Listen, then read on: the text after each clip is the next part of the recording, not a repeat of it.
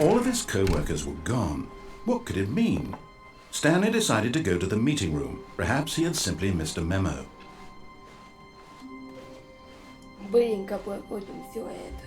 When Stanley came to a set of 2 open doors, he entered the door on his left.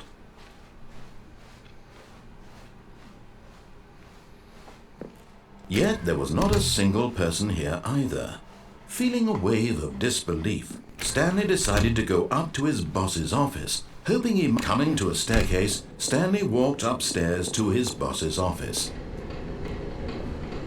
But Stanley just couldn't do it. He considered the possibility of facing his boss, admitting he had left his post during work hours. He might be fired for that.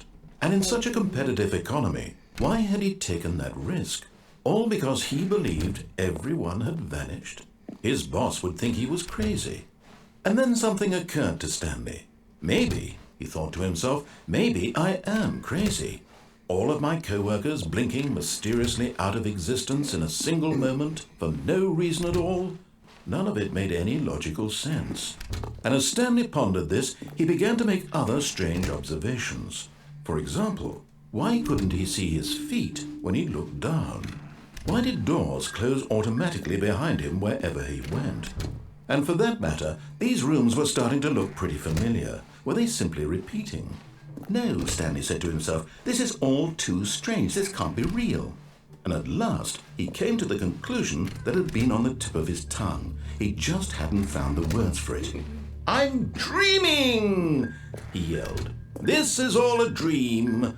Oh, what a relief Stanley felt to have finally found an answer, an explanation. His co-workers weren't actually gone. He wasn't going to lose his job. He wasn't crazy after all. And he thought to himself, I suppose I'll wake up soon. I'll have to go back to my boring real-life job pushing buttons. I may as well enjoy this while I'm still lucid. So he imagined himself flying and began to gently float above the ground. Then he imagined himself soaring through space on a magical starfield, and it too appeared. It was so much fun, and Stanley marveled that he had still not woken up.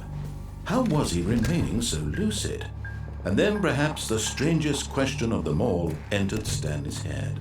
One he was amazed he hadn't asked himself sooner. Why is there a voice in my head dictating everything that I'm doing and thinking? Now the voice was describing itself being considered by Stanley, who found it particularly strange.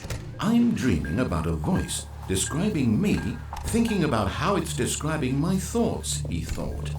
And while he thought it all very odd and wondered if this voice spoke to all people in their dreams, the truth was that, of course, this was not a dream. How could it be? Was Stanley simply deceiving himself, believing that if he's asleep, he doesn't have to take responsibility for himself? Stanley is as awake right now as he's ever been in his life. Now, hearing the voice speak these words was quite a shock to Stanley. After all, he knew for certain, beyond a doubt, that this was in fact a dream. Did the voice not see him float and make the magical stars just a moment ago? How else would the voice explain all that? This voice was a part of himself too. Surely, if he could just... He would prove it. He would prove that he was in control, that this was a dream. So he closed his eyes gently, and he invited himself to wake up. He felt the cool weight of the blanket on his skin, the press of the mattress on his back, the fresh air of a world outside this one. Let me wake up, he thought to himself. I'm through with this dream. I wish it to be over. Let me go back to my job. Let me continue pushing the buttons. Please, it's all I want.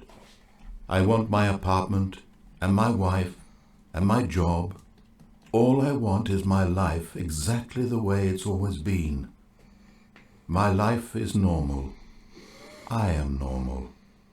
Everything will be fine. I am okay.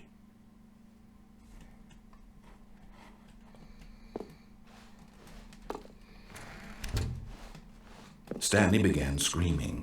"Please, someone, wake me up. My name is Stanley. I have a boss. I have an office. I am real. Please, just someone tell me I am real. I must be real. I must be. Can anyone hear my voice? Who am I? Who am I?"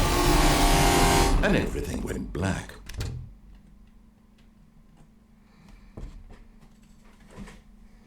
This is the story of a woman named Mariella. Mariella woke up on a day like any other. She arose, got dressed, gathered her belongings, and walked to her place of work. But on this particular day, her walk was interrupted by the body of a man who had stumbled through town talking and screaming to himself, and then collapsed dead on the sidewalk. And although she would soon turn to go call for an ambulance, for just a few brief moments she considered the strange man. He was obviously crazy, this much she knew. Everyone knows what crazy people look like. And in that moment, she thought to herself how lucky she was to be normal. I am sane. I am in control of my mind. I know what is real and what isn't. It was comforting to think this, and in a certain way, seeing this man made her feel better.